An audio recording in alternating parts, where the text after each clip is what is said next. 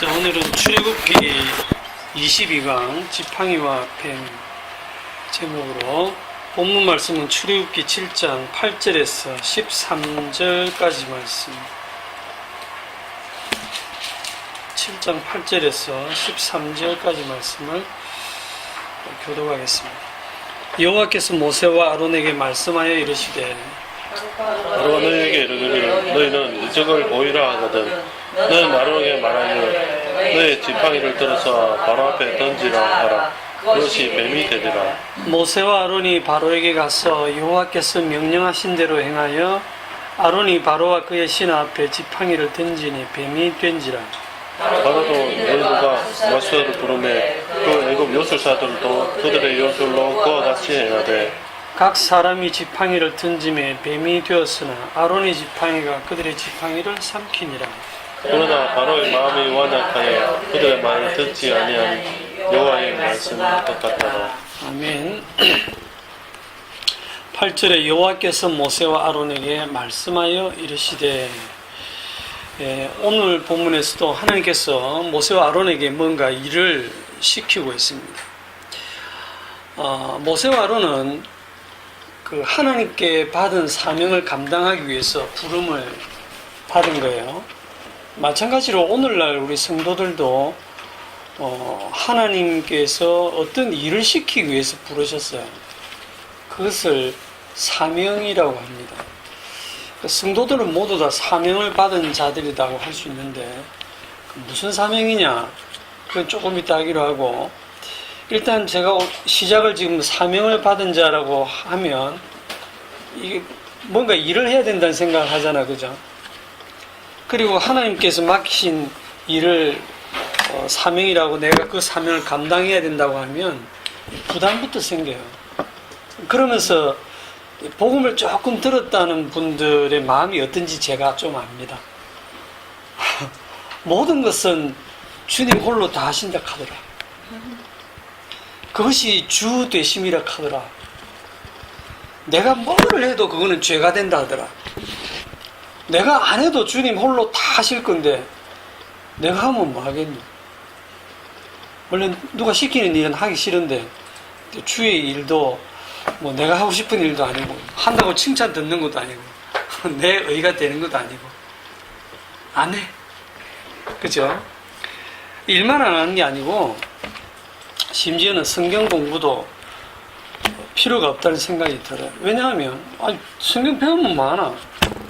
정답을 다 아는데 정답은 십자가, 정답은 주님 홀로, 정답은 우리는 항상 죄인. 그거를 계속 정답이 나오잖아, 그죠? 아니 뭐 어느 구절을 봐도 늘 집사님이 그렇게 결론을 내니까 성경 공부하면 뭐 하겠노? 주님 뭐 시키신 일 하면 뭐 하겠노? 주님 다 하실 거예요. 자, 이런 마음이 뭐냐면 나는 아간이 되기 싫다는 거예요. 괜히 아간처럼 하나님의 일에 나섰다가 내가 한 그 일에 대해서 뭔가 한 것처럼 챙기게 되면 나도 아간 같은 꼴이 나지 않을까. 차라리 아무 일도 안 하는 게 좋겠다, 이런 생각을 하는 거지. 여러분들 아간이 돼야 구원을 받습니다. 죄인이 돼야 돼요. 헌금해도 죄고 뭐 전도해도 죄고 아무것도 안 하면 그건 죄 아닙니까? 안 해도 죄죠. 그런데 안 하는 게 이제 유리하다는 거지. 돈도 덜 들고 덜 피곤하고. 그리고 실제로 아무것도 안 하냐면 자기를 위해서 열심히 일을 하죠. 이런 생각이 뭐냐면 결국 그 자기가 마음을 먹으면 할 수도 있고 자기가 마음 먹으면 안 할 수도 있다고 하는 생각을 하는 거예요. 그게 여전히 자기가 주의 자리에 앉아서 생각을 하고 있는 겁니다. 여기서 제가 질문을 하나 할게요.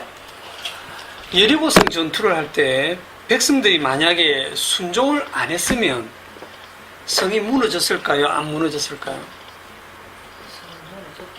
하루에 한 바퀴씩 7일 동안 돌고 7일째는 7바퀴 돌고 소리 지르면 무너질 것이다. 이건 무슨 그런 말씀을 들었는데, 자, 그걸 순종 안 하면 무너질까 안 무너질까? 안 무너지죠. 이 이스라엘 백성들이 어디서 복음 주워 들어가지고 와서 모세한테 하는 말이, 아유 모세님 뭐 사실 주님이 다 하실 건데 이 날도 더운데 우리가 말라고 돕니까? 그냥 주님께 맡깁시다. 그리고 우리는 그냥 그 텐트 그늘에 이래 앉아가지고 주님의 홀로 일하심을 그냥 가만히 봅시다. 그렇게 하면 믿음이 되게 좋은 것 같잖아요. 그래가 딱 앉아가 주님이 이제 홀로 무너뜨리시는 걸 몇 날 며칠 본다 합시다. 무너질까요? 안 무너질까요? 안 무너집니다. 아무리 기다려도 안 무너집니다. 그래서 지루해가지고 돕니다, 이제. 그래서 7바퀴 돌고 7일째 돌고 소리 지르니까 그때 무너집니다. 그러면 7번 돌고 소리 지를 때 무너졌다. 그런 순종을 했기 때문에 무너졌을까요? 그것도 아닌 거예요. 무너지는 건 오직 주님이 하신 일입니다. 이게 사람이 약 올리는 것도 아니고 주님이 일하시는 방식이 이래요. 반드시 사람에게 일을 시켜놓고 그 일을 할 때 주님이 당신이 일을 하시는데, 사람을 일을 시켜놓고 그 일을 하게 하시고는 네가 한 일이 아니야 라고 부정시키는 방식으로 일을 하신단 말입니다. 요한 1서 2장 27절을 봅시다.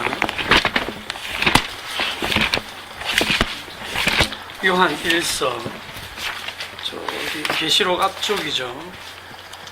요한 1서 2장 27절 다 같이 너희는 주께 받은 바 기름 부음이 너희 안에 거하나니 아무도 너희를 가르칠 필요가 없고 오직 그의 기름 부음이 모든 것을 너희에게 가르치며 또 참되고 거짓이 없으니 너희를 가르친 그대로 주 안에 거하라. 너희는 주께 받은 바 기름 부음이 너희 안에 거한다 할 때 이 말은 성령께서 성도 안에 거한다는 뜻입니다. 성령께서 거하시기 때문에 아무도 너희를 가르칠 필요가 없다 했어요. 이 말씀대로 하면 여러분들이 빈센트에 오실 이유가 없죠. 제가 이 자리에 앉아서 가르칠 이유도 없어요. 날도 더운데 말로 그냥 저 계곡에 놀러 나가지. 자, 그러면 우리가 이렇게 모임을 갖지 않고 성경을 연구하고 공부하고 배우지 않으면 배워요? 못 배워요? 못 배워요. 못 배웁니다. 절대로 못 배웁니다. 안 돌면 성이 안 무너지듯이 성경 공부 안 하면 성경 모릅니다. 하게 하세요, 주님. 베드로전서 1장에 보면 이 구원에 대하여는 10절에 너희에게 임할 은혜를 예언하던 선지자들이 연구하고 부지런히 살펴서 연구하고요.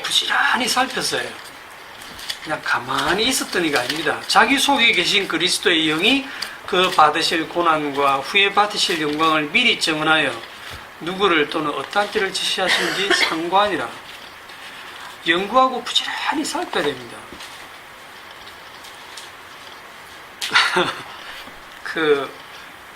그래서 겉보기에는 사람이 다 해요. 일을.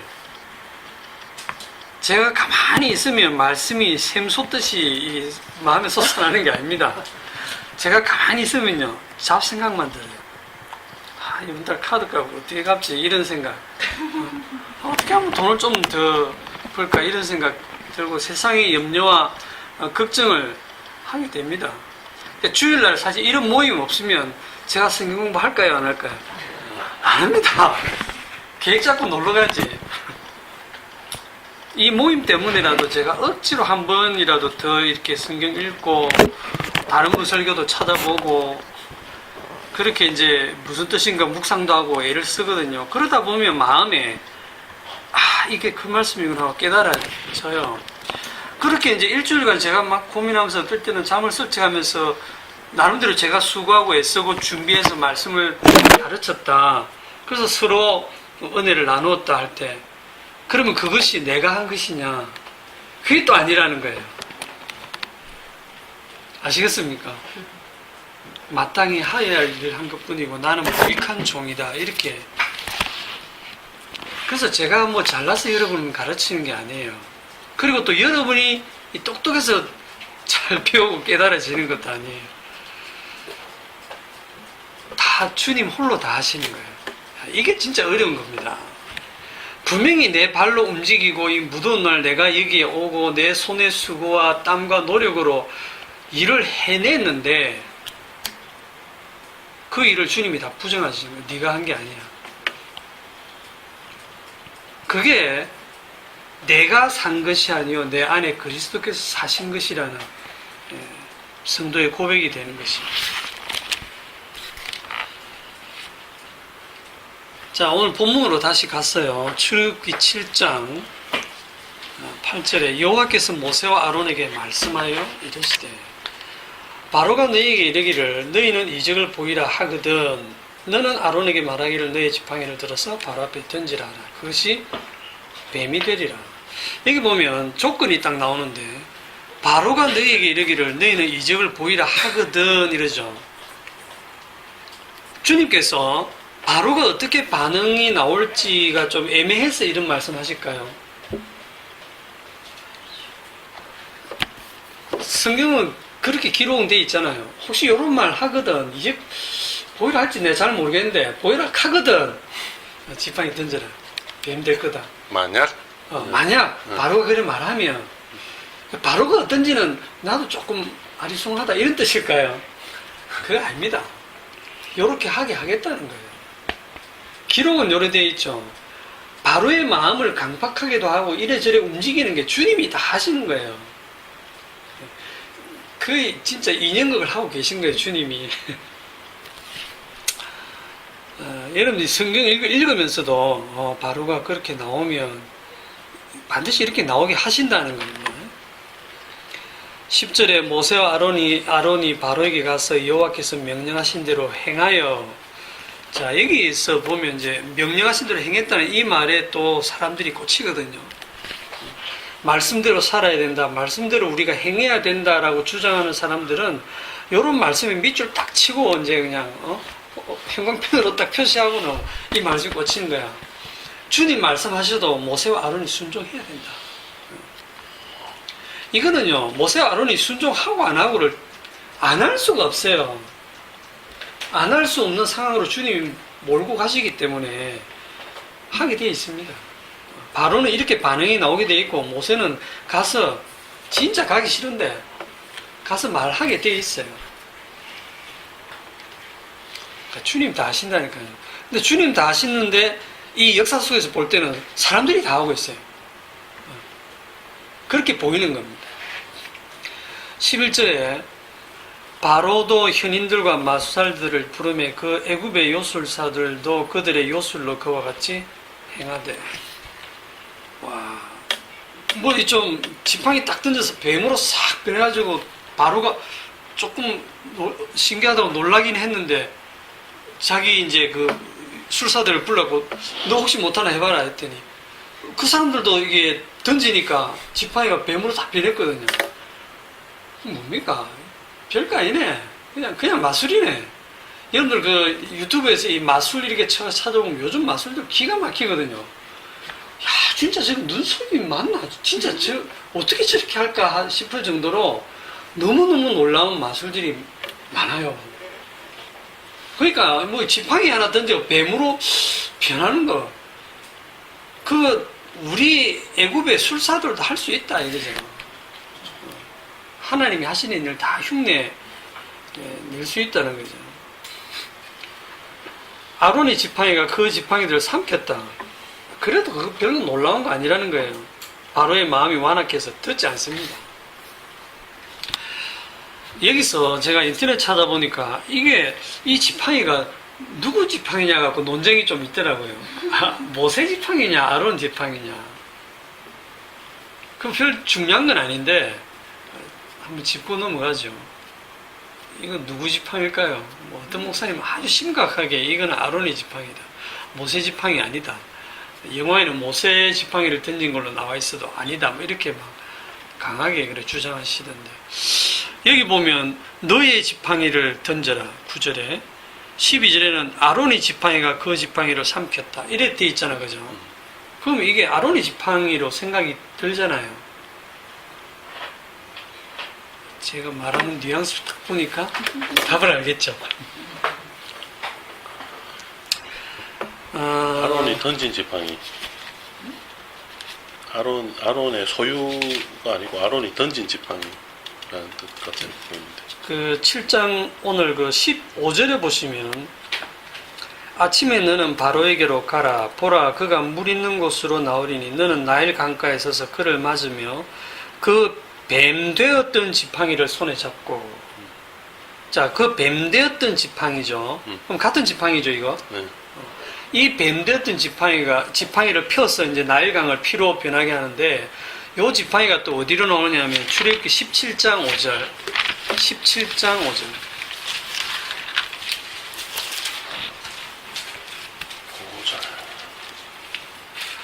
여호와께서 모세에게 이르시되 백성 앞을 지나서 이스라엘 장로들을 데리고 나일강을 치던 네 지팡이를 손에 잡고 가라.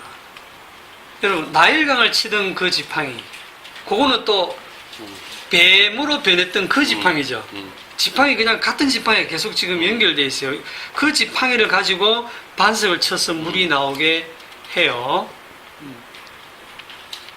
그리고 17장 9절에 딱 가면 바로 그 17장입니다. 모세가 여호수아에게 이르되 우리를 위하여 사람들을 택하여 나가서 아말렉과 싸우라. 내가 내일 하나님의 지팡이를 손에 잡고 산꼭대기에 서리라. 할 때 요게 17장에 나오는 그 지팡이입니다. 하나님의 지팡이. 그리고 출애굽기 4장 17절에 보면 모세가 떠날 때 너는 이 지팡이를 손에 잡고 이것으로 이적을 행할지니라 하고 모세를 보냈어요. 그러니까 모세가 들고 온 그 지팡이에요. 그 지팡이. 하나님의 지팡이. 그 지팡이로 뱀 변하고, 그 지팡이로 나일강을 피로 변하게 하고, 그 지팡이로 반석을 쳐서 물이 나오게 하고, 그 지팡이를 들고 아말렉을 이기고. 그냥 제가 한번 찾아봤어요, 성경을 쭉. 그러니까 모세 손에 들려진 그 지팡이, 모세 지팡이도 아니고 하나님, 아론 지팡이도 아니고 사실 하나님의 지팡이에요. 하나님께서 그 지팡이를 통해서 일을 하시고 있습니다. 그 다음에 13절의 마지막 절입니다. 오늘 빨리 마칠 것 같죠? 그러나 바로의 마음이 완악하여 그들의 말을 듣지 아니하니 여호와의 말씀과 같더라. 지금 그 하나님의 말씀을 바로에게 가서 전하고 기적도 보이고 했는데, 그러면 뭔가 이게 결과가 있어야 되는데 말을 안 듣는 거예요. 그러면 이게 표면적으로 보면 아무 성과가 없는 거죠. 아무런 결과가 없는 거예요. 말씀을 전했는데도 불구하고 아무 일이 안 일어나는 거예요. 이렇게 되면 하나님의 그 어떤 일을 맡은, 사명을 맡은 모세의 입장에서는 맥 빠지거든요. 사람이라서 그렇습니다. 분명히 제가 게스트하우스를 하다 보면 오시는 손님들 중에 우연히 이제 이 대화를 나누다 보면 교회 얘기가 나온다든지 이러다 보면 앉아가지고 좀 길게 이 복음 얘기를 할 때가 있어요. 그럼 막 고개를 끄덕거리고 이게 재밌게 듣고 막 그렇게 하거든요. 그러면 저도 막 신이 나서 막 이렇게 전하다 보면, 야, 하나님께서 이런 기회를 주셨구나 하고 복음을 막 전하거든요. 그렇게 한 2시간을 그렇게 했는데 끝나고 나서 아무런 결과가 없어요. 그 사람이 예수를 믿겠다는 것도 없고 아무것도 없이 그냥 그렇게 끝이 딱 나면 가시적인 결과가 없으니까 어떤 느낌이 드냐면, 괜히 헛수고했네. 배고파라. 괜히 힘들게 내 시간을 한두 시간 들여가지고 그 사람한테 참 이 돼지한테 진주 던진 게 아닌가, 뭐 이런 생각, 헛수고를 했다는 생각이 들어요. 그런데 그 생각이 딱 들면서 그 생각이 뭐냐면, 그 결과를 내가 챙기겠다는 마음이 이미 이렇게 깔려 있거든요. 결과를 내가 챙기겠다는. 어떤 결과? 그 사람이 집사님 정말 감사합니다. 제가 여기 가서 복음을 제대로 알았습니다. 요런 반응. 너무 그러면서 뭐 눈에 눈물이 글썽거리면서 감격해하고 그러면서 야 정말 제가 이 빈센트 오길 잘했습니다. 집사님 때문에 제가 말씀을 제대로 깨달아 알았습니다. 이래 나오면 제가 얼마나 뿌듯하겠어요. 할 맛이 나죠. 예. 배도 안 고프고 내게는 다른 양식이 있느니라 이러면서 이게 인간의 마음이 어쩔 수가 없어요. 그게 뭐냐면 그 영광을 내가 챙기려고 하는 이게 복음을 전하면서도 죄를 짓는다는 게 이런 말입니다. 결과는 완전히 주님께 맡겨야 되는데 지금 여기 결과는요 주님이 이미 얘기했어요. 네가 말을 하지만 바로가 안 들을 거다. 왜 안 듣느냐면 하나님이 바로의 마음을 완악하게 해서 안 듣게 할 거다 그랬죠. 그죠? 여러분들이 누군가와 뭐 복음에 가서 논쟁하고 막 몇 시간을 떠들어서 했는데도 그 사람이 전혀 설득되지도 않고 달라지지도 않고 사이만 더 나빠졌다. 주님이 그렇게 하신 거예요. 주님이. 그렇게 되면 여러분들은 인간적으로는 괜히 헛소리했네. 실망된 일을 하지 마시고 물론 그래 되겠지만 주님 뜻대로 이루어지고 있구나. 주님이 정말 지금도 일하고 계시구나. 주님 믿기로 작정된 자만 믿게 하시는 게 주님이 하시는 일이고요. 그렇지 않은 자는 여러분들이 아무리 설득시켜도 안 믿습니다. 그게 주님이 하시는 일이에요. 믿는 사람이 많겠어요? 안 믿는 사람이 많겠어요? 안 믿는 사람이 당연히 많죠. 여러 사람을 여러분 복음을 전해서 그 중에 어쩌다 한 명이 형제가 돼가지고 그 복음을 받아들이는 사람이 있겠죠. 자, 오늘 처음 시작할 때 하나님께서 모세와 아론에게 사명을 맡기셨다 했는데 이게 무슨 사명입니까? 하나님 말씀 전하는 거죠. 그럼 우리 성도가 맡은 사명이 뭐냐면 이 모세나 아론이 맡은 사명과 우리가 맡은 사명 그리고 신약에 오면 대표적으로 사도 바울이 맡은 사명 사도 바울이 맡은 사명으로 보면 조금 이해가 더 쉬우니까 사도행전 20장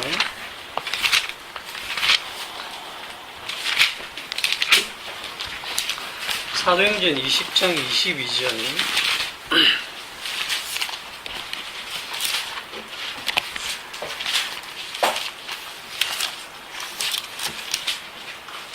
사도행전 20장 22절 봅니다. 보라 이제 나는 성령에 매여 예루살렘으로 가는데 거기서 무슨 일을 당하는지 알지 못하노라. 사도 바울이 지금 예루살렘으로 가는데 누구한테 매여 있다 그랬어요? 성령에 매여. 자기가 원하는 길로 가는 게 아닙니다. 성령께서 지금 바울을 끌고 다니시는 거예요. 모세와 아론이 가고 싶고 가는 거 아니에요. 하나님의 지팡이가 자기들을 끌고 다니는 겁니다. 오직 성령이 각 성에서 내게 증언하여 결박과 환난이 나를 기다린다 하시나 내가 달려갈 길과 주 예수께 받은 사명 곧 하나님의 은혜의 복음을 증언하는 일을 마치려 하면은 나의 생명조차 조금도 귀한 것으로 여기지 아니하노라.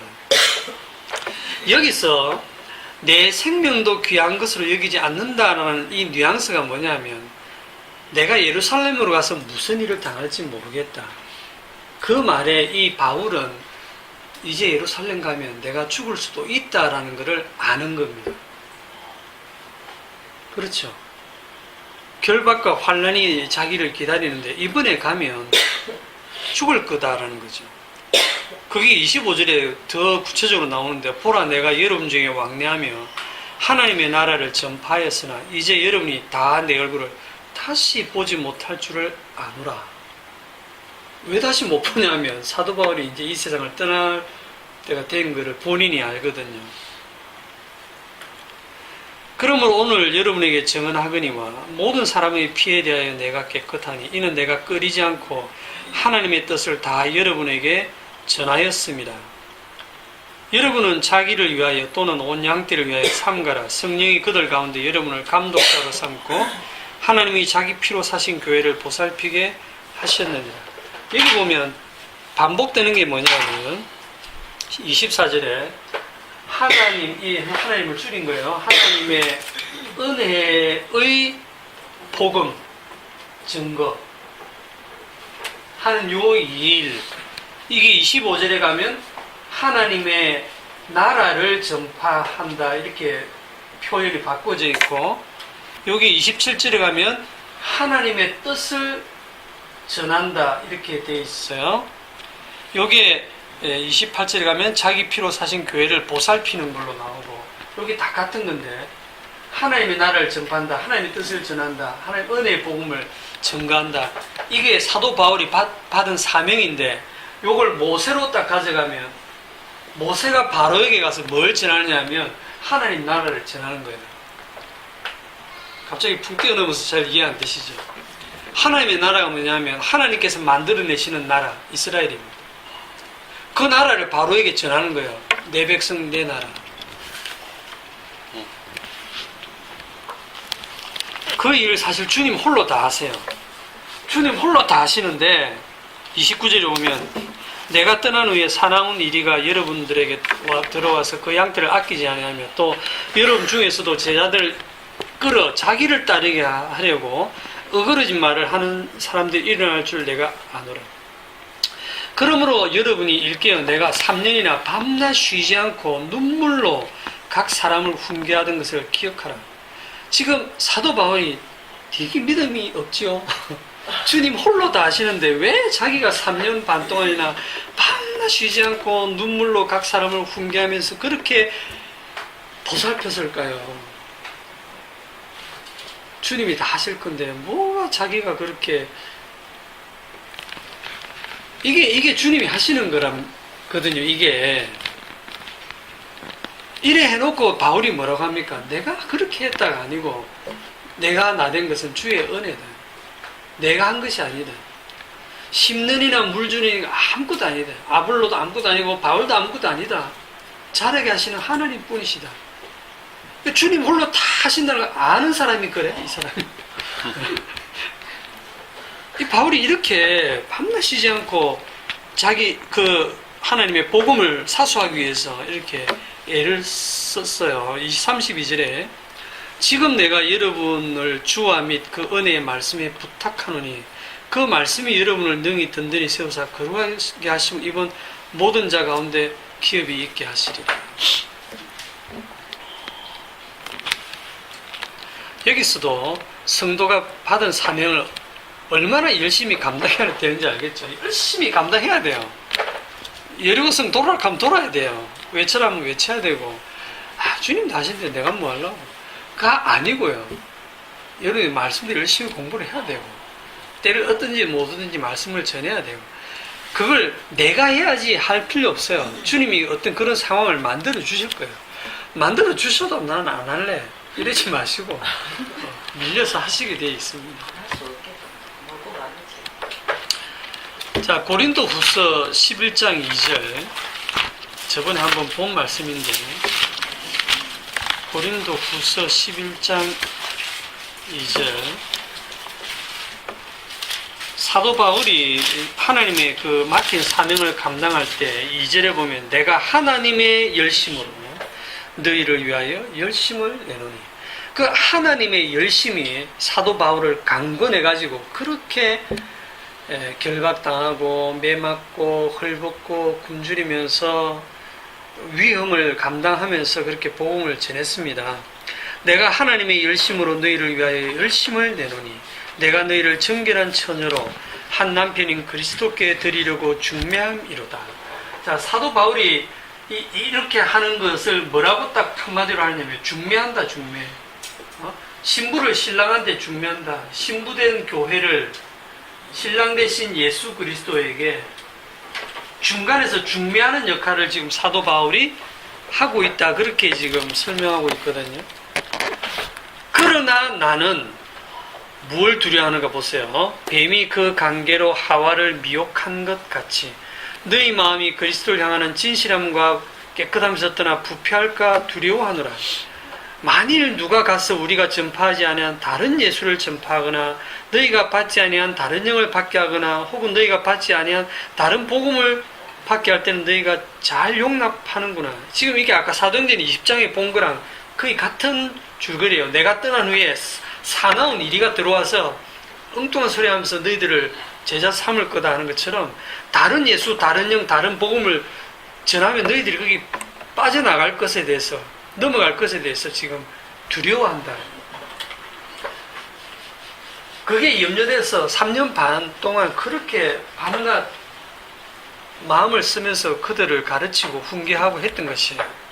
여기 3절에 보면 지금 그 뱀이 나오고 부패한 마음이 나오죠. 이게 전에 한번 했었죠. 네. 뭐 할 때 했습니까? 모세를 애굽으로 보낼 때 백성들이 자기를 주님이 보내신 게 아니라고 할 때 어떻게 할까요? 했을 때 이적을 3가지 보여주시잖아요. 그죠? 그때 첫 번째 이적이 뭐였습니까? 지팡이가 뱀으로 변하는 거. 두 번째 이적은 손을 품에 넣었더니 문둥병이 발하는 거. 요 세 번째가 이제 그 강물을 땅에 쏟으며 피로 변하는 거. 그건 심판을 뜻합니다. 그 지팡이가 뱀으로 변하는 거는 그걸 딱 보는 모세가 보는 순간 애굽의 그 파라의 왕관에도 이게 뱀이 그려져 있고 그 홀에도 뱀이 이렇게 형상이 있거든요. 애굽을 상징한다는 걸 알아요. 그 애굽을 지금 잡으러 가는 거예요. 뱀을 잡으러 간다는 걸. 이 뱀을 너의 손에 붙인다라는 의미가 되는 것이고, 그 뱀으로 인해서 자기 백성들이 지금 부패한 마음에 있다는 거예요. 그 부패한 마음이, 그 부정하고 부패하고 그 죄악된 마음을 성경은 문둥병으로 표현하죠. 모세의 품속에 손을 넣었더니 모세의 품속에 누가 있냐면 이스라엘이 모세에게 있습니다. 모세에게 속하여 세례를 받잖아, 그죠? 손을 넣어서 꺼내보니까 문둥병이 이렇게 발한 거예요.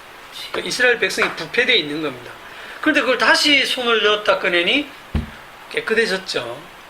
모세에게 속해서 깨끗하게 될 것을 지금 하나님께서 이런 일들이 일어나면 그게 내가 한 일이라는 걸 지금 주님이 표적으로 보여주시는 거예요. 그런데 바로가 말 안 듣고 고집 피울 거다. 그래서 나일강을 땅에 쏟아서 피가 되게 하는 게 계시록에 나오는 그 심판처럼 이제 애굽이 심판을 받을 거라는 그 내용을 이 3가지 이적을 통해서 지금 보여주고 계신 거거든요. 그래서 오늘 이 뱀의 정체에 대해서 뱀이 누구, 또 그리고 그 뱀의 후손이 누구냐 하는 걸 조금 더 한번 확인을 해보겠습니다. 뱀이 처음에 어디에 나옵니까? 성경에서 창세기 3장에 나오죠. 그 옛 뱀이라고 그 뱀이 나와서 그 뱀이 하와를 이제 미혹을 합니다. 그 뱀이 누굽니까? 사탄이죠. 마귀죠. 우리는 사탄 마귀가 굉장히 흉측한 모습으로 나타나가지고 저금묵점 이래가지고 공포를 조장해서 그럴 것 같지만 사탄이 사람을 넘어뜨리는 거는 말입니다. 말. 아주 강교한 말을 하는데 그 어떻게 합니까? 유혹을 하는데 어떻게 유혹합니까? 네가 하나님처럼 되리라. 이 선악과를 먹으면. 그게 뱀이 유혹한 거거든요. 그 이후에 인간이 그 뱀의 말을 듣고 선악과를 먹고 타락한 후에 창세기 3장 15절에 보면 하나님께서 너로 여자와 원수가 되게 하고 여자의 후손도 너의 후손, 뱀의 후손과 원수가 되게 하겠다. 원수가 되게 한다는 이 말이 대적하는 거예요. 전쟁이 벌어질 것이다. 이게 역사가 어떻게 진행되느냐 하면 역사가 뱀의 후손과 여자의 후손 사이에 전쟁으로 벌어질 것이라는 거예요.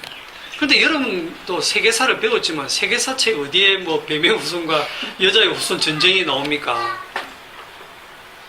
뭔가 그 전쟁 얘기가 나와도 이런 전쟁 없잖아요. 창세기 3장에 뱀이 출현하고 그 이후로 뱀은 숨었어요. 안 보여요. 그런데 정말 뱀은 교묘하게 인간의 뒤에 딱 숨어가지고 숨었는데 역사 속에서 뱀은 그 일을 하고 있습니다. 계시록에 가봅시다.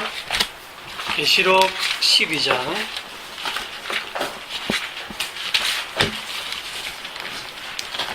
계시록 12장 3절.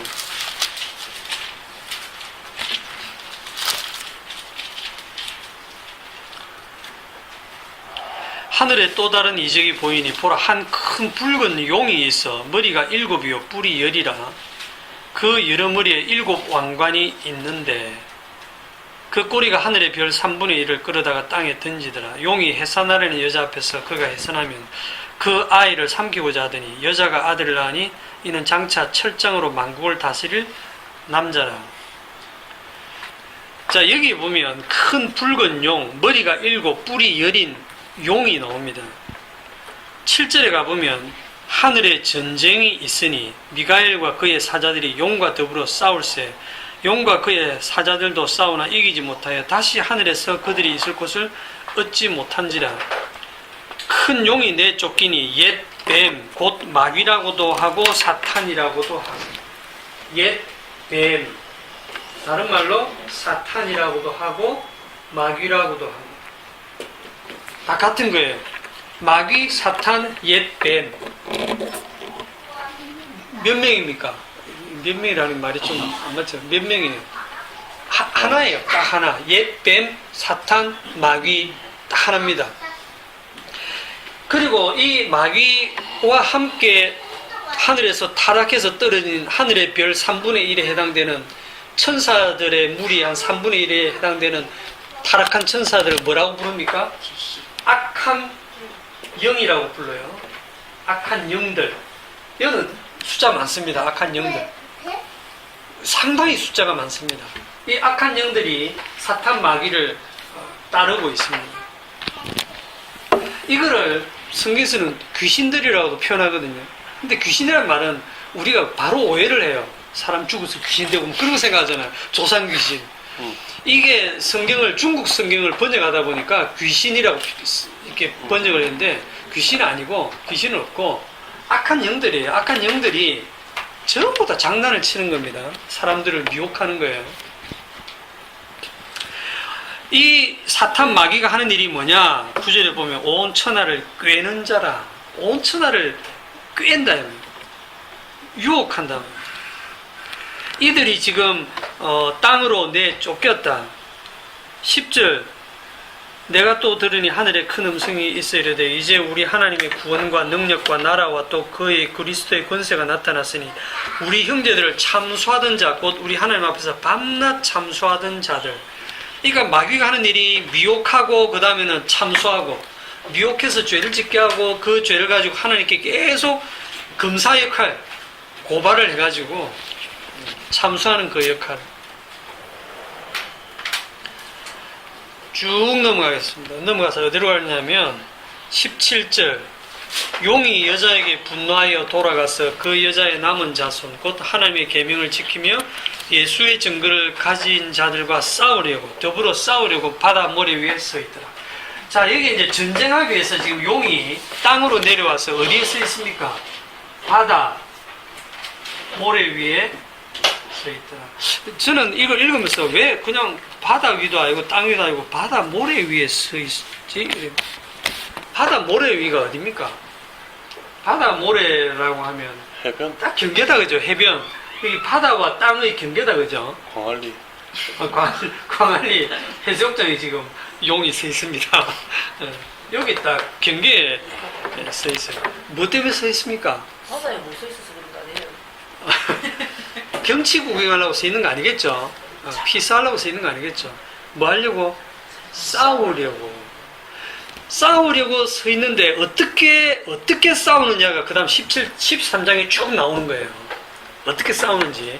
자, 그 싸우는 내용이 나오는데 13장 1절에 보면 내가 보니 바다에서 한 짐승이 나오는데 예, 바다에서 이제 한 짐승이 올라옵니다.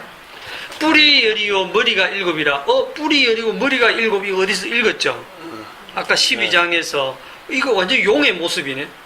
뿔이 10이요 머리가 7이라 그 뿔에는 10 왕관이 있고 그 머리들에는 신성 모독하는 이름들이 있더라. 내가 본 짐승은 표범 같고 표범과 비슷하고 표범. 그 발은 곰발 같고 그 입은 사자의 입 같고. 이게 나오면 이제 표범이 뭐고 곰이 뭐고 사자가 뭐고. 요한계시록은요 전부 그림 언어 상징으로 이렇게 기록이 되어 있는데 이 단어 하나가 뭘 상징하느냐를 해석하려면 해석 안 됩니다. 그리고 요한계시록은 일어난 사건 시간 순서로 기록한 것도 아니에요. 이거를 그 포토샵에서 이게 레이어가 막 겹쳐지듯이 모든 사건들이 겹쳐져 있습니다. 그러니까 이게 시간 순서가 주님 안에서는 시간과 공간이 의미가 없어요. 시공간을 다 초월해 있기 때문에 묵시세계 속에서는. 그러면 이걸 어떻게 이해해야 되냐면 늘 현재를 이해하세요. 현재 계속 반복되고 있는 일이다. 그렇게 생각하시면 돼요. 바다에 한 짐승이 나오는데 이게 옛날에 나온 게 옛날도 나왔지만 지금도 나온다고 생각하시면 돼요. 바다에 못 가겠다 이제. 용이 자기의 능력과 보좌와 큰 권세를 그에게 주었더라. 그의 머리 하나가 상하여 죽게 된 것 같더니 그 죽게 되었던 상처가 나으며 온 땅이 놀랍게 여겨 짐승을 따르고 용이 짐승에게 권세를 주므로. 자, 용이 사탄인데 사탄이 바다에서 나온 짐승에게 권세를 줘요. 용에게 경배하며 짐승에게 경배하여 이르되 누가 이 짐승과 같으냐, 누가 능히 이와 더불어 싸우리요 하고, 또 짐승이 과장되고 신성 모독하는 말하는 입을 받고 42달 동안 일할 권세를 받으니라. 짐승이 입을 벌려 하나님을 향하여 비방하되 그의 입과 이름과 그의 장막 곧 하늘에 사는 자들을 비방하더라. 또 권세를 받아 성도들과 싸워 이기게 되고, 성도가 지내요 각 족속과 백성과 방언과 나라를 다스리는 권세를 받으니 죽임을 당한 어린 양의 생명책에 창세 이후로 이름이 기록되지 못하고 이 땅에 사는 자들은 다 그 짐승에게 경배하리라. 누구든지 귀가 있거든 들을지어다. 사로잡힐 자는 사로잡혀 갈 것이요 칼에 죽을 자는 마땅히 칼에 죽을 것이니 성도들의 인내와 믿음이 여기 있느니라. 자, 성도들이 잡혀갈 자 잡혀가고요, 칼에 죽을 자 죽고 순교당할 자 순교당하고. 지금 이게 로마 시대에 그 핍박당하는 그 초대 교인들에게 쓴 편지잖아, 그죠? 예, 그걸 생각나게 할 겁니다. 자, 여기서 이 바다에서 나온 짐승이 누굽니까? 혹시 아시는 분? 바다에서 올라온 짐승이 뭡니까? 에? 용? 용이 짐승에게 권세를 주므로 해요. 용은 직접 안 드러나고요, 요 짐승을 앞장 세워서 용이 자기 일을 하는 거예요. 그러니까 이 짐승이 누구냐? 저 그리스도? 저 그리스도? 로마? 여기에 계시록은요 구약 성경 그대로 다 옮겨 쓰고 있습니다. 다니엘서 7장에 구약 성경 다니엘서 7장을 인용한 거거든요. 자, 다니엘서 7장으로 갑니다. 에스겔, 다니엘, 다니엘 7장, 다니엘 7장 1절부터 바벨론 벨사살 왕 원년에 다니엘이 그의 침상에서 꿈을 꾸며 머릿속으로 환상을 받고 그 꿈을 기록하며 그 일의 대략을 진술하니라. 다니엘이 진술하여 이르되 내가 밤에 환상을 보았는데 하늘에 네 바람이 큰 바다로 몰려 불더니 큰 짐승 넷이 바다에서 나왔는데 그 모양이 각각 다르더라. 첫째는 사자와 같은데 독수리의 날개가 있더니 내가 보는 중에 그 날개가 뽑혔고 또 땅에서 들려서 사람처럼 두 발로 서게 함을 받았으며 또 사람의 마음을 받았더라. 또 보니 다른 짐승 곧 둘째는 곰과 같은데 그것이 몸 한쪽을 들었고 그 입의 이 사이에는 새 갈빗대가 물렸는데 그것에게 말하는 자들이 있어 이르기를 일어나서 많은 고기를 먹으라 하였더라. 그 후에 내가 또 본즉 다른 짐승 곧 표범과 같은 것이 있는데 그 등에는 새의 날개 넷이 있고 그 짐승에게 또 머리 넷이 있으며 권세를 받았더라. 내가 밤 환상 가운데 그 다음에 본 넷째 짐승은 무섭고 놀라우며 또 매우 강하며 또 쇠로 된 큰 이가 있어 먹고 부스뜨리고 그 나머지를 발로 밟았으며 이 짐승은 전에 모든 짐승과 다르고 또 10뿔이 있더라. 뿔이 몇 개? 10개. 내가 그 뿔을 열심히 보는 중에, 자, 이렇게 쭉 나오는데요. 여기 보면 사자, 곰, 표범, 그 다음에 네 번째 짐승은 너무 무섭게는 생겼는데 표현할 말이 없네. 자, 여기 보면 표범, 곰, 사자. 요거 계시록에 지금 나왔었죠? 그러면 계시록에 나오는 그 짐승은요, 바다에서 올라오는 짐승이 있는데 그 짐승이 표범 같고 곰 같고 사자 같다. 다니엘서는 사자, 곰, 표 따로 나왔잖아요. 그러니까 계시록에 나오는 이 짐승은 다니엘서에서 예언되었던 그 짐승의 합체, 트랜스포머, 완전히 합쳐놓은 짐승이야. 와, 합쳐놓은 짐승이에요. 내가 그 짐승이에요. 그러니까 구약 성경을 과상하게 알고 있는 유대인들은 이 요한계시록을 편지로 받아서 들었을 때 바로 다니엘이 꿈꾼 그게 다 생각나는 거야. 아, 그 짐승이네. 그럼 이 짐승이 누구냐? 성경에 해석되어 있어요. 이 짐승이 누구냐? 했을 때 15절에 보면 나 다니엘이 중심에 근심하며 내 머릿속에 환상이 나를 번민하게 한지라. 이 다니엘도 지금 이게 무슨 일이지 이러면서 고민을 한 거예요. 그래서 16절에 내가 그 곁에 모서 선자 중 하나에게 나아가서 이 모든 일의 진상을 물으며 그가 내게 말하여 그 일의 해석을 알려주며 이르되 그 내 큰 짐승은 세상에 일어날 내 왕이라.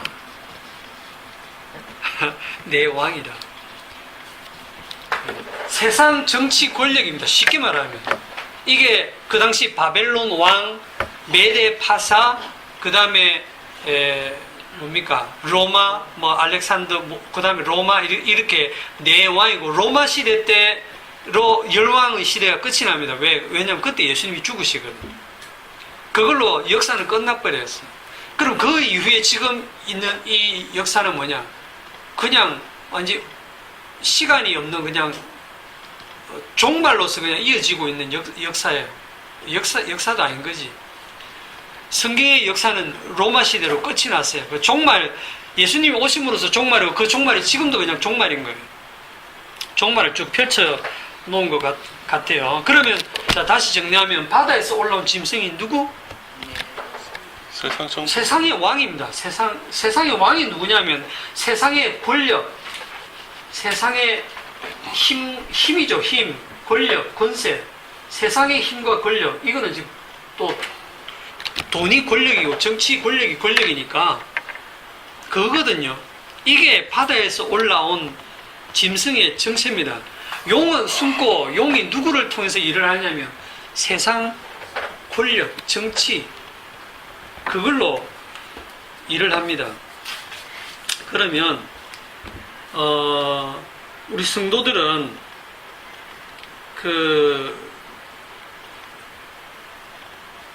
이 당시에 이제 정치 권력이 성도들을 이렇게 핍박을 하기도 하잖아요, 그죠? 하기도 하는데 우리 성도들이 또 어떻게 합니까? 여러분들은 또 어떻게 합니까? 정치 권력에 대해서 그런 힘 가진 자들을 보면 힘을 갖고 싶고 돈을 가진 자들을 보면 돈을 갖고 싶고 그 높은 자리에 올라가고 싶고 성공하고 싶고 그러잖아요. 하나님 잘 믿고 예수 잘 믿으면 성공한다는 말이 뭔데요? 저 높은 자리에 이런 힘과 권력을 가진 자리에 간다는 거 아닙니까? 이게 마귀의 유혹이거든요. 네가 나한테 절만해라. 그러면 이 세상 부귀 영광을 다 주겠다. 네가 하나님의 아들이라면 이런 권력쯤은 가지고 있어야 하나님의 아들이지 하는 마귀의 그 미혹과 동일한 거예요. 이렇게 바다에서 올라온 이 짐승, 정치 권력, 이 힘으로 성도를 공격을 하고 그 다음에 11절에 보면 내가 보면 또 다른 짐승이 땅에서 올라오니. 자, 바다에서 짐승 하나 올라왔는데 이제는 또 어디서 올라옵니까? 땅에서 짐승이 올라와요. 이 땅은 우리가 사는 곳인데, 예? 이 땅이 짐승 천지예요. 그러니까 짐승으로 뒤덮인. 자, 땅에서 다른 짐승이 땅에서 올라오니 어린 양같이 두 뿔이 있고, 어린 양 예수님이죠. 생긴 건 예수님 같아. 외모, 겉모습은요 광명의 천사 같고, 겉모습은 선지자 같고, 겉모습은 하나님의 일을 하는 그 모습인 거예요. 어린 양과 같다는 말은 예수님과 같다는 거예요. 그런데 두 뿔이 있고 용처럼 말을 하더라. 용이 뭐냐? 마귀죠. 말은 마귀의 말을 하더라. 그 마귀의 말이 뭔데요? 쉽게 얘기하면 마귀의 말은요, 네가 하나님처럼 되리라. 네가 하나님처럼 된다 하고 이 짐승에게 경배하라고, 바다에서 올라온 이 짐승, 이 힘과 돈과 권력, 세상의 부귀영화를 따르도록 하는 거예요. 12절에 그가 먼저 나온 짐승의 모든 권세를 그 앞에 행하고 땅과 땅에 사는 자들을 처음 짐승에게 경배하게 하니, 이걸 경배하게 하는 거예요. 이거를 바라보고 살게 하는 거예요. 13절 큰 이적을 행하되 심지어 사람들 앞에서 불이 하늘로부터 땅에 내려오게 하고, 불이 하늘에서 땅으로 내려오게 한 선지자가 누굽니까? 엘리야잖아요. 엘리야와 같은 대단한 능력을 나타내면서 선지자 노릇을 합니다. 이들이. 그러면서 땅에서 올라온 이 짐승은 누굽니까? 그 정체가, 아까 바다에서 올라온 짐승은 세상 정치 권력이라면, 종교 권력. 그렇죠. 이거는 종교 권력이에요. 다르게 표현하면 거짓 선지자입니다. 그런데 거짓 선지자인데 거짓 선지자로 보이지 않고 어린 양같이 예수님처럼 광명의 천사처럼 보여요. 그런데 그들의 말을 들어보면 십자가를 전하는 게 아니고 세상 영광을 따르게 하는 거예요. 예수를 믿으면 잘 돼야 됩니다. 그래야 하나님의 영광을 드러냅니다. 14절에 짐승 앞에서 받은 바 이적을 행함으로 땅에 거하는 자들을 미혹하여 땅에 거하는 자들에게 이르기를 칼에 상하였다가 살아난 짐승을 위하여 우상을 만들라. 그가 쭉 가서 16절에 그가 모든 자 곧 큰 자나 작은 자나 부자나 가난한 자나 자유인이나 종들에게 그 오른손이나 이마에나 표를 받게 하고 누구든지 이 표를 가진 자 외에는 매매를 못하게 하니 이 표는 곧 짐승의 이름이나 그 이름의 수라. 지혜가 여기시니 총명한 자는 그 짐승의 수를 세어보라. 그것은 사람의 수니 그의 수는 666이니라. 이것만 갖고 해도 뭐 할 얘기는 많겠지만 제가 엄청 줄여서 합니다. 그 짐승의 수를 세어봐라. 666이다. 한 이 6이라는 이 숫자는 그 천지 창조를 6일 동안 하시고 7일째 쉬셨죠. 실제로 일은 6일간 하시고 7일째는 안식하셨잖아요. 주님께서 안식하시면서 영광을 받으시는데 주님 홀로 다 하셨다는 것을 나타내는 게 7입니다. 근데 인간이 6일째 만들어졌는데 6이라는 숫자는 사람의 수입니다. 사람의 수니, 그 수는 짐승의 수, 사람의 수. 그 짐승의 수를 보라. 그것은 사람의 수니, 그 수가 666이다. 사람이 하나님의 영광을 가로채는 거예요. 하나님의 영광을 가르치는 거예요. 사람이 아무리 뛰어나도 그 숫자는 7이 되지는 못하는 거예요. 777이 되지 못하는 거예요. 그래서 이 거짓 선지자들이 미혹을 해서 사람에게 영광을 돌리게 하는 그런 일을 하는 겁니다. 이게 뱀의 정체입니다. 그러니까 이게 뭐 옛날에 있었던 게 아니고 이게 무슨 신화 같은 게 아니라 오늘날 우리들에게 그대로 일어나고 있어요. 지금 그 애굽의 술사들의 지팡이가 뱀으로 변했지만 아론이 던진 그 지팡이도 뱀으로 변했잖아요. 본질은 전부 뱀이라는 거예요. 이스라엘도 뱀이라는 거예요. 이스라엘은 뭐 양이 아니고 이스라엘도 뱀이라는 거예요. 애굽에 살고 있기 때문에 우리가 겉보기에는 바로왕이 뱀이고 뱀의 대장이지만 거기에 잡혀있는 이스라엘은 뱀 아니잖아. 아니요. 바로왕에게 잡혀 살고 있는 그 이스라엘도 그 뱀의 정신으로 살고 있거든요. 본질이 다르지 않습니다. 그럼 뱀의 후손이 누굽니까? 뱀의 후손. 뱀의 후손이 누구냐 그러면 아주 쉽게 얘기하면 아담 안에서 태어난 모든 자들이 다 뱀의 후손이에요. 저와 여러분들 다 여기에 들어가요. 뱀의 후손입니다. 그래서 출애굽할 때 보면 하나님이 누구랑 싸우시느냐면 바로왕과 싸워요. 그런데 광야로 나와갖고 하나님하고 누구하고 싸웁니까? 이스라엘 자손들하고 싸워요. 이스라엘 자손들이 계속 출애굽기 17장 2절에 보면 백성이 모세와 다투고 이러되 먹을 거 내라 마실 거 내라 계속 싸우는 거예요. 하나님과 싸우는 거예요. 하나님을 10번이나 시험했다 이 말은 애굽에서 10가지 재앙 내린 것처럼 이 광야에서 10번이나 하나님을 거역하고 시험했다는 것은 똑같은 놈들이라는 거예요. 똑같은 놈들.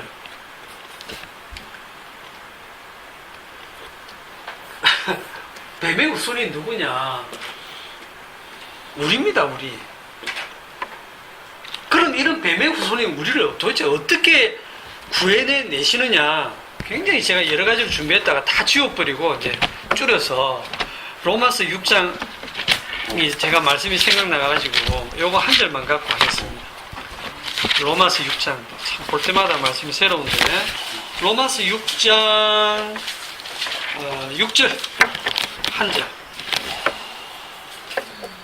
다 같이 시작. 우리가 알거니와 우리의 옛사람이 예수와 함께 십자가에 못 박힌 것은 저희 몸이 죽어 다시는 우리가 죄에게 종노릇하지 아니하려 함이니 이는 죽은 자가 죄에서 벗어나 어렵다 하심을 얻었음이라. 지금 여러분들 이 말씀 딱 읽으니까 이 말씀이랑 방금 했던 뱀의 우선 사탄마귀 이 개념하고는 너무 동떨어지게 느껴지죠. 자 6절을 봅시다. 우리가 알거니와 알기는 뭘 합니까? 저는 이거 딱 보는 순간 우리가 알거니와 할 때 이 우리가 누구냐면 성령 받은 사도 바울이 하는 거거든요. 얘기를 성령 받은 자들은 알아먹는 거예요. 우리가 알거니와 우리의 옛사람이 자 우리의 옛사람 누굽니까? 우리의 옛사람이 아담 안에서 태어난 우리잖아요. 아담 안에서 자연적으로 태어난 혈육으로 태어난 우리가 우리 옛사람이잖아. 그죠? 아직 세 사람까지 안 갔습니다. 요 단계는 우리 옛사람이에요. 여기서 이 옛사람이라고 할 때 이 옛사람의 정체가 누구냐면 이거를 이 옛사람은 육체다. 그래가지고 뭐 육체는 악하고 영이나 영혼은 선하고 이렇게 생각하는 사람들도 있는데 그거 아니에요. 그 고대 그리스 철학에서는 육체는 악하고 영혼은 선해서 영혼은 불멸하고 이 사상이 플라톤 사상이고 소크라테스 사상이거든요. 그런데 인간은 영혼과 육체로 되어 있는 게 아니에요. 성경에는 육체도 나오고 영혼도 나오고 영도 나오지만 어떤 관점에 따라가지고 빠사르 육체로 표현할 때가 있고 잘 부스러진다고 육체로 표현할 때가 있고 어떨 때는 하나님과의 관계성 속에서 영이라고 영혼이라고 표현할 때도 있어요. 사람은 그냥 사람이에요. 성경은 사람을 이렇게 막 분석해서 서양 철학자는 쪼개가지고 영과 혼과 육 이렇게 3분설 영혼과 육체 2분설 이렇게 쪼개서 설명하지 않습니다. 성경은 그렇게 2분설 3분설로 나오는 거는 그리스 철학 인본주의 철학의 산물이에요. 그런데 그 인본주의 철학을 나중에 신학에서 그대로 가져와 가지고 그게 신학의 바탕에 깔려버렸어요. 그러니까 성경을 전부 그걸 바탕으로 해석을 해요. 그게 엉터리로 해석할 수밖에 없죠. 그러니까 우리가 여기서 우리의 옛 사람이라고 하면 누구를 말하냐면 우리입니다. 우리 이 땅의 전인 뭐 몸과 혼과 영 나의 전체 내 생각과 마음과 내 이 몸 전체가 옛 사람이에요. 이 옛 사람이 누구다? 타락한 이후에 뱀의 후손인 거예요. 뱀의 후손. 왜? 뱀의 생각하고 똑같은 생각하고 살거든요. 예수님 제자는 알 것 같습니까? 예수님 제자 중에 대표 베드로 보고 사탄은 물러가라 그랬잖아요. 그러니까 예수님 지금 사탄과 동행했다니까요. 3년 동안.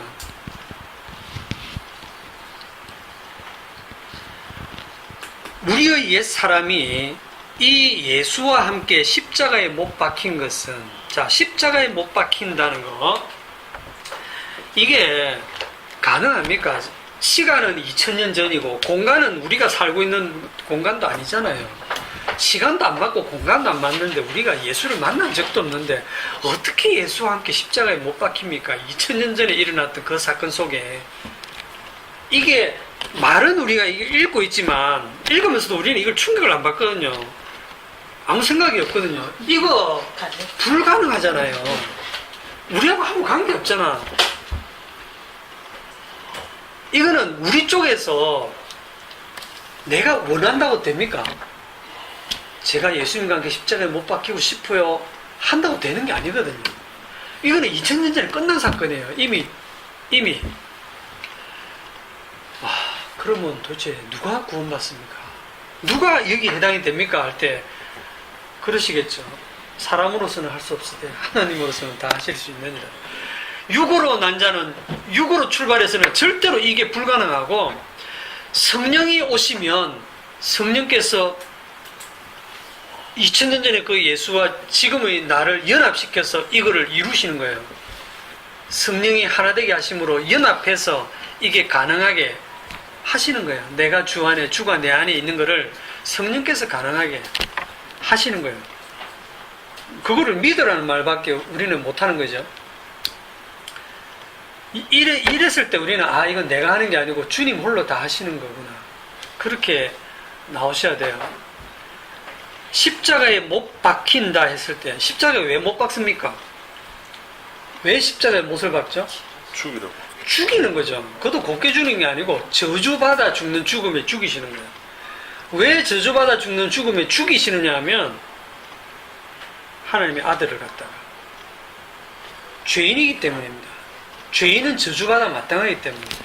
자기 백성의 모든 죄를 주님이 지금 품에 끌어안았기 때문에 죄가 없는 그분이 죄인이 되어서 십자가에 저주받아 죽으시는 거예요. 자, 죄의 몸이 그 밑에 보면 이렇게 예수님이 예수와 함께 십자가에 못 박히신 것은 죄의 몸이 죽어 그랬거든요. 그러면 여기서도 또 오해를 하는데 죄의 몸이 뭡니까? 죄의 몸이 옛사람이에요. 옛사람. 몸이라고 하니까 또 영혼은 뺀다 자꾸 사람들이. 육신만 생각하면 안 돼요. 육신, 육체 이런 개념들 때문에 땅의 언어를 가지고 막 설명을 해놨다 보니까 전부 오해를 하는데, 죄의 몸, 죄에 지금 사로잡혀 있는 이 몸, 그게 옛사람이잖아요. 같은 거예요. 이게 나의 전부예요. 나의 전부. 이 나의 옛사람, 나의 죄의 몸이 죽어. 아담 안에서 난 우리를 죽이신다는 겁니다. 여기서 여러분 잘 생각해 보세요. 하나님이 우리 죄를 용서하신다, 죄를 씻어 주신다 할 때 우리는 어떤 개념을 갖냐면, 죄를 씻어 주시면 죄가 없겠네? 죄를 용서해 주셨으면, 죄를 사함받았으니까 이제 난 죄가 없겠네? 죄가 없는데 왜 죽습니까? 죄를 씻음 받았다 이러면 이 말은 옷이 더러워졌는데 이걸 세탁을 잘해가지고 옥시크린 이런 데 넣어갖고 깨끗하게 씻었다. 그래서 그 옷을 버린다. 말이 안 되잖아요. 옷이 깨끗해졌으면 그 옷을 입어야지 왜 옷을 버립니까? 씻어가지고. 그러면 성경에서 죄를 용서하셨다, 죄를 깨끗하게 하셨다, 죄를 씻었다 해놓고 왜 죽이시는데요? 죄를 용서하셨다면서요. 그런데 왜 죽이시는데요? 그러니까 이게 우리가 죄 용서, 죄 씻음 이 개념을 우리들이 일상적으로 알고 있는 개념하고 섞어서 혼동하고 있는 거예요.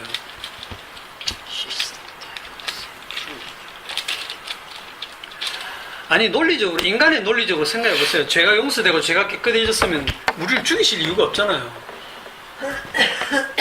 그런데 우리를 너는 죄의 몸이야, 넌 죽어야 돼 하고 죽이신다니까요. 넌 이미 2000년에 죽었어 하고 차후적으로 지금 죽이고 계신다니까요. 성령이 오셔갖고 너는 사망의 몸이야, 넌 죽을 몸이야, 넌 죽어야 돼 하고 계속 우리를 죽음으로 데려가시는 거예요. 용서하신다 해놓고 왜 죽이시는 거? 우리는 그런 생각이 들잖아요. 베드로 안 죽었습니까? 성령 받은 베드로 안 죽었습니까? 성령과 지혜가 충만한 스데반 안 죽었습니까? 죽었죠. 사도 바울 안 죽었습니까? 죽었죠. 왜 죽습니까? 죄의 삭선 사망이거든요. 지금 사도 바울이나 베드로나 스데반이나 다 지금 죄의 몸을 입고 있거든요. 그 몸은 죄의 몸이거든요. 그러니까 죽이시는 거예요. 하나님의 아들일지라도 죄를 담았을 때 그 예수의 몸은 죽는다니까요, 십자가에서. 그러니까 여러분이 죽어가는 거는 당연하게 생각하세요. 그러니까 죄와 용서에 대한 우리 개념이 많이 좀 오해가 되어 있다는 거예요. 자, 다시 정리해 봅시다. 죄는 뭐냐 하면 선악과를 먹고 나서 내가 하나님 행세하는 게 죄입니다. 하나님 행세한다는 게 뭐냐 하면 내가 주님 행세한다는 거예요. 내가 주님 행세한다는 걸 좀 더 쉽게 설명하면 모든 걸 내가 알아서 결정하고 내가 원인이고 내가 과정이고 내가 결과라고 생각하는 게 그게 자기가 주님 행세하는 거예요. 그리고 선악을 자기가 다 판단해. 요건 선한 거, 요건 악한 거. 나는 악한 거 안 해. 악한 거 버리고 나는 선한 것을 택해서 내가 선하게 살아야지. 그렇게 해서 하나님의 영광 돌리고 하나님을 기쁘시게 해야지.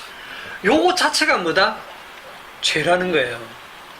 요거 자체가 내가 지금 선해지려고 하는 요 마음을 갖는 것조차 죄가 된다는 것이 이해되는 사람들은, 이게 거부감이 안 생기고 이해가 되는 사람들은 성령을 받으신 것 같아요. 마귀가 하와를 미혹해서 이 첫사람을 유혹해가지고 죄를 지었을 때 그들은 마귀의 욕심을 그대로 가지게 됐어요. 요한복음 8장 44절로 가봅시다. 오늘 빨리 끝날 줄 알았는데. 요한복음 8장 44절.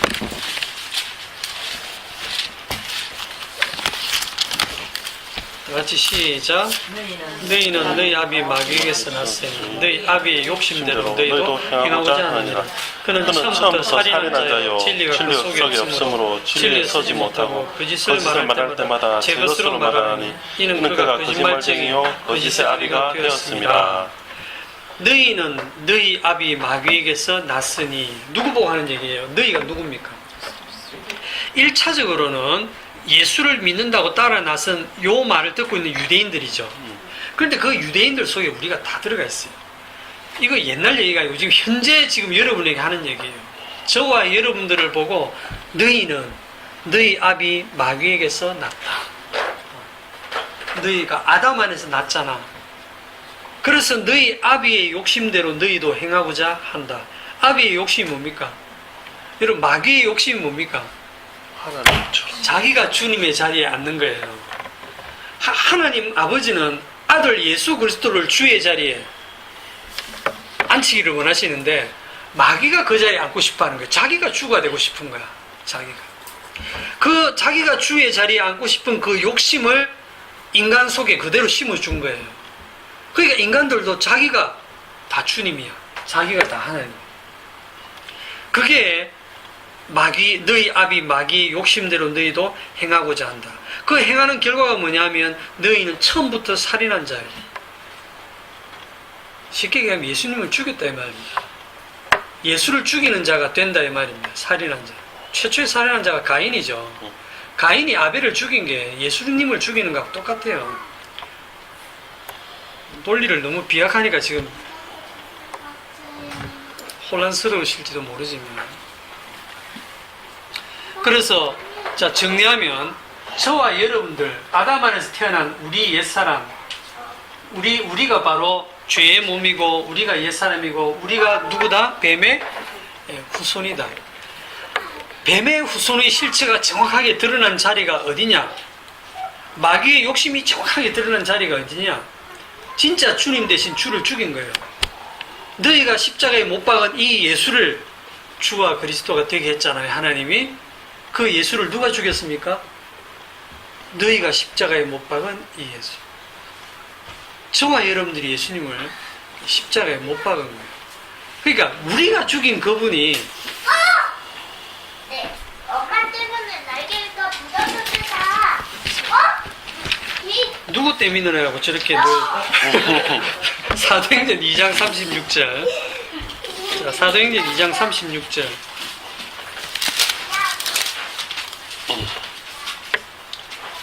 그런즉 이스라엘 온 집은 확실히 알지니 너희가 십자가에 못 박은 이 예수를 하나님이 주와 그리스도가 되게 하셨느니라 하니라. 그들이 이 말을 듣고 마음에 찔려 베드로와 다른 사도들에게 물어 이르되 형제들아 우리가 어찌할꼬 하거늘. 베드로가 이르되 너희가 회개하여 각각 예수 그리스도 이름으로 세례를 받고 죄 사함을 받으라. 그리하면 성령을 선물로 받으리니. 38절이 성령을 받는 비결입니까? 회개하고 예수 이름으로 세례받고 죄사함 받으면 성령 받는다. 요게 조건이고 비결이고 방법입니까? 네? 지금 이 유대인들이 베드로가 전하는 설교를 듣고 마음에 찔려서 형제들아 우리가 어찌할꼬 하면서 이제 회개하고 세례받고 죄사함 받으면 성령을 선물로 받습니까? 이게 인간의 언어로 기록되어 있으니까 프로세서가 그렇게 보이죠. 이렇게 기록할 수밖에 없는데, 그러나 이 말을 듣고 마음에 찔리는 이때 이미 이들은 성령 받은 겁니다. 성령을 받았기 때문에 마음이 찔리고 어찌할 거라는 말이 나오고 회개하고 세례받고 다 하는 거예요. 이미 성령 받았기 때문에. 이미 성령이 임하셔서 그들을 영적으로 살려내셨기 때문에 이런 반응이 나오는 겁니다. 사도 바울이 성령 받을 때 어떻게 했는데요? 사도 바울이 설교 들었습니까? 사도 바울이 설교 듣고 마음이 찔려갖고 내가 회개하고 세례받고 죄사함 받아야겠다 그랬습니까? 아니요. 하나님이 열심으로 예수 믿는 자를 죽이러 살기 등등해서 가다가 그냥 바로 만났잖아요. 주님을. 주여 누구십니까? 나는 네가 핍박하는 예수다. 그러면서 성령을 받았잖아요. 일방적으로 주님 성령은 우리가 원한다고 주시는 게 아니고, 그러니까 이거 잘 들어서, 성령은 우리가 원한다고 주시는 게 아닌데 성경은 뭐라고 기록되어 있냐면 구하라 그럼 주실 것이요, 구하라 주실 것이요, 안 구하면 안 준다, 구하면 주실 것이다. 그러면 우리가 구합니다. 그래 성령이 오셨습니다. 구해서 주셨습니까? 제가 제일 앞에 했던 논리로 갖고 와보세요.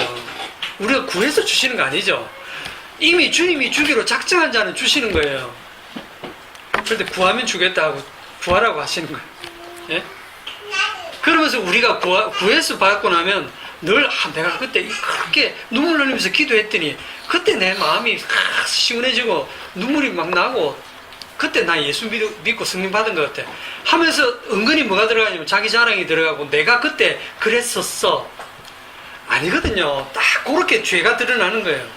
주의 성령이 임했기 때문에 여러분에게 그런 반응이 나온 거예요. 왜 자꾸 주님의 영광을 가로채려고 합니까? 주님께 영광을 돌려야지. 죄용서 뭡니까? 죄용서가 그러면 죄용서라는 거는 아까 로마서 6장 6절에 하면 예수와 함께 십자가에 못 박혀 죽은 그게 죄용서입니다. 그분이 일방적으로 나를 데리고 2000년 전에 십자가에 죽을 때 나를 데리고 함께 죽었다고 하는 그 자체가 내가 죄용서 받은 거예요. 그러면 문제가 뭐냐면 그렇게는 했는데 내 몸은 살아있죠. 지금 아직. 네. 그 로마서 6장 6절을 출애굽 사건하고 연결시켜 볼게요. 시간이 많이 가서 제가 좀 팍 줄일 거예요. 팍 줄이긴 뭘 줄이는지 모르겠는데. 우리를 죄에서 구원하기 위해서 우리 옛 사람을 십자가에 못 박는 방식으로 우리의 죄의 몸을 죽이셨는데, 그러면 구약에서 6월절 밤에 이스라엘 백성들을 구원하실 때는 어떻게 했습니까? 어린 양을 죽였죠. 그 어린 양이 누구를 예표합니까? 예수님을 예표하죠. 이게 마가복음 14장 12절에 뭐라고 나오냐면, 예수님이 잡히시던 날 밤을 어떻게 표현하냐면, 무교절의 첫날 곧 6월절 양 잡는 날에 제자들이 예수께 여짜오되 우리가 어디 가서 6월절을 준비할까요? 그랬거든요. 6월절 양 잡는 날, 그날에 누구를 잡냐면 예수님 잡습니다. 그리고 그 6월절 잔치를 하면서 6월절 날 음식 뭐 먹냐면 어린 양을 잡아가지고 죽이고 그 고기를 구워서 먹어요. 무교병과 쓴나물과 함께. 근데 그 6월절 밤에 뭘 먹냐면 예수님이 떡을 떼주면서 이거 내 살이다, 포도주를 주시면서 이건 내가 너희를 위해서 흘리는 피다, 자신의 몸 피와 살을 주신 거예요. 예수님이 죄를 지고 한 어린 양으로서 그날 죽으시는 거예요. 그러니까 똑같은 거예요. 그러니까 구약에서는 어린 양이 죽고 신약에서는 예수님이 죽고. 그러면 어린 양이 죽고 그날 밤에 죽음의 천사가 딱 왔을 때 장자를 다 죽이잖아요. 다 죽일 때 어느 집을 넘어갑니까? 어린 양을 잡고 그 피를 문 좌우 설주에 바른 집은 뭐라고 하고 넘어갑니까? 아, 이 집은 벌써 죽었네. 피가 발라져 있으니까 아, 이 집은 이미 심판이 지나갔네, 이미 죽었네 하고 그 집을 뛰어 넘어가죠. 그게 6월절이죠. 그러면 우리는 어떤 생각하냐면, 아, 죽음의 천사가 넘어갔으니까 우리는 살았네가 되잖아, 그죠? 야, 우리는 이제 살았네가, 그게 살았네가 산 게 아니에요. 어린 양과 함께 죽었다니까요. 예수와 함께 죽은 것처럼 어린 양과 함께 죽은 자예요. 그 죽은 자로서 나온 게 이스라엘입니다. 죽었기 때문에 그 홍해도 마른 땅같이 건너요. 그 홍해 걷는 걸 세례받는 것, 거듭난 거로 설명했죠. 자, 그래 나왔으면 가나안 약속의 땅에 곧장 가야지. 왜 광야 40년을 돕니까? 어린 양과 함께 죽었다는 것을 이제 실제로 광야에서 다 죽이시는 거예요. 실제로 그 옛 사람을 광야에서 다 죽이시는 거예요. 그 광야 인생이 우리 인생입니다. 그래서 여러분 인생 살면서 주님께서 여러분들을 죽여 가시는데, 그런데 그게 복이라니까요. 이미 2000년 전에 예수와 함께 죽은 게 복이라니까요. 예수와 함께 죽지 않은 자들은 어떻게 됩니까? 예수와 함께 죽은 자들은 하나님의 그 진노와 심판을 이미 받아버린 자들인데, 예수와 함께 죽지 않은 자들은, 자기 죄로 인해서 죽은 자들은 나중에 진짜 둘째 사망을 당하죠. 정말 무시무시한 하나님의 심판과 진노 아래 들어가는 거예요. 그러므로 우리가 낙심하지 않아야 하노니 우리의 겉사람은 낡아지나 우리의 속사람은 날로 새로워지고, 우리의 겉사람, 우리의 옛사람과 우리의 새사람이 겹쳐있고 우리는 그 중간에 끼어서 살고 있다 그랬죠. 겹쳐있고 그 속에서 우리는 늘, 우리의 옛사람은 늘 그 속에서 죄가 터져나오고, 우리의 새사람 성령께서는 계속 우리의 죄를 지적하면서 주님의 십자가만 바라보게, 십자가만 증가하게, 그런 삶으로 우리를 인도해 가시는 거예요. 이게 우리의 성도의 정체성입니다. 오늘 여기까지 봅시다. 기도합시다.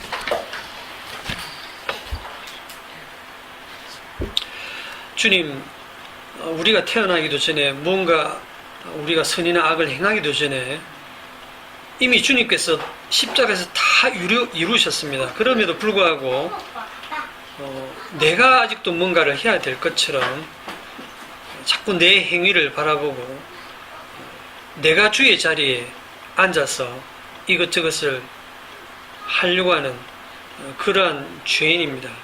여전히 우리의 옛사람은 뱀의 속성을 그대로 가지고 있고 주님을 대적하는 모습을 나타냅니다. 날마다 이러한 우리 옛사람을 죽여가시는 성령의 일하심이 우리의 삶 속에서 있어지게 하시고, 그러한 우리의 삶의 모습을 보면서 십자가를 높이고 증가하는 저희들이 되게 하옵소서.